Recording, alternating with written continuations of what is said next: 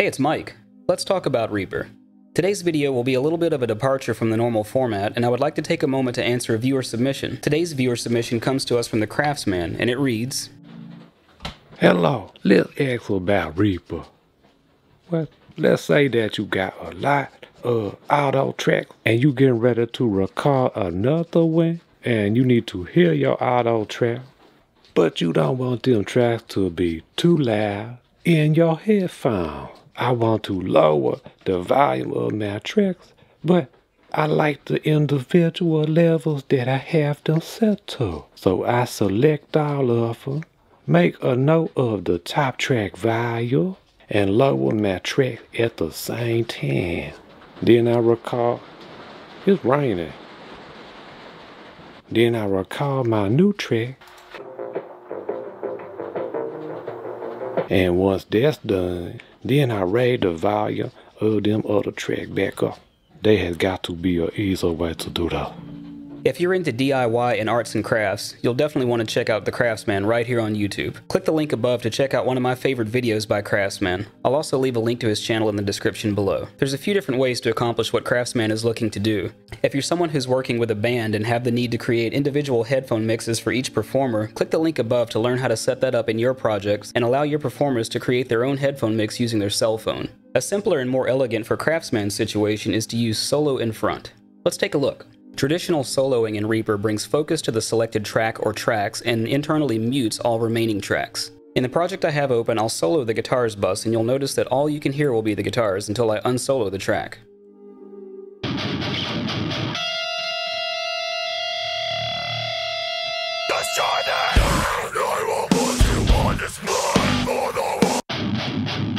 Now that works fine if you need to explicitly hear one or more tracks. In his case, for recording, he'd like to be able to still hear all the other tracks for reference, but just bring them down to a level that works best for his ears. Solo in place still gives focus to the selected track or tracks, but instead of muting the other tracks, it allows you to turn them up or down relative to their current balance. Let's take a look at the actions list. To get to the actions list, click Actions in the top menu, followed by Show Action List.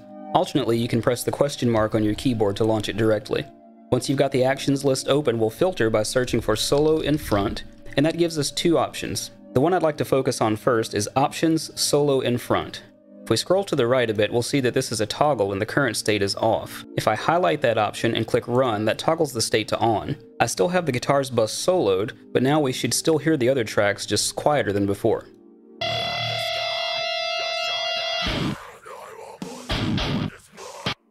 Now that's a little bit too quiet, so we need a way to be able to turn the volume up or down at will.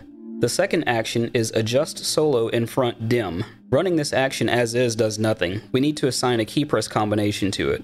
I'll highlight that action, and in the lower left corner, we have shortcuts for selected action. Click Add, and I would like to bind that to Control, Shift, Alt, and mouse wheel. So I'll hold Control, Shift, Alt, and scroll up on my mouse wheel, and you can see that that shortcut has been added.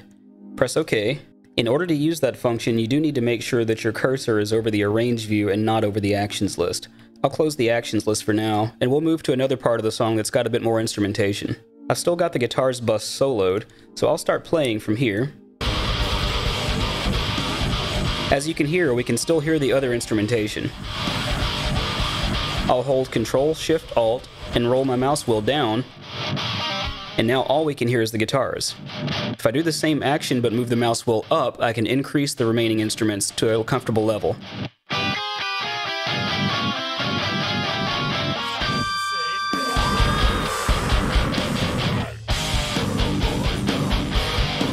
That sounds good there. This action also works in the way that Crafsman would like to do. Let's create a new track.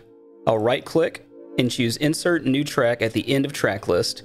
I'll arm this track for recording and solo it with the Solo in Front option still toggled. I'll press play with my track armed and use Control, Shift, Alt, and mouse wheel up or down to set the remaining tracks to a comfortable level. There, that should be good enough to allow me to hear the reference tracks but also hear myself as I'd like. If you'd like to restore the traditional solo function, bring up the actions list again, filter for Solo in Front, and toggle the option Solo in Front to the off state. If you'd like, you can bind a key press to this, or add a toolbar to your menu if it's something that you plan to use frequently. Click the link above to learn a little bit more about creating your own shortcut keys or toolbar options. What do you think about that, Crafsman? Does that do what you need it to do? That's what I'm talking about. Thank you. Baby, you can go into, you can set to a key, you can do automations on it, all that stuff. It's going to be more convenient. I hope this helps. If you like the content you're seeing, be sure to like, share, and subscribe. Check the link in the description to join us on Discord and interact with other Reaper users. You can support the channel further by clicking the Buy Me a Coffee link below. Special shout out to Marty V for sending me a care package all the way from the Netherlands. I like Dutch coffee.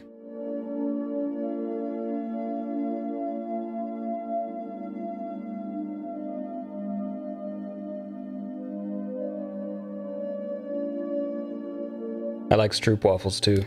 I didn't know I liked stroopwafels until I received these. God bless you.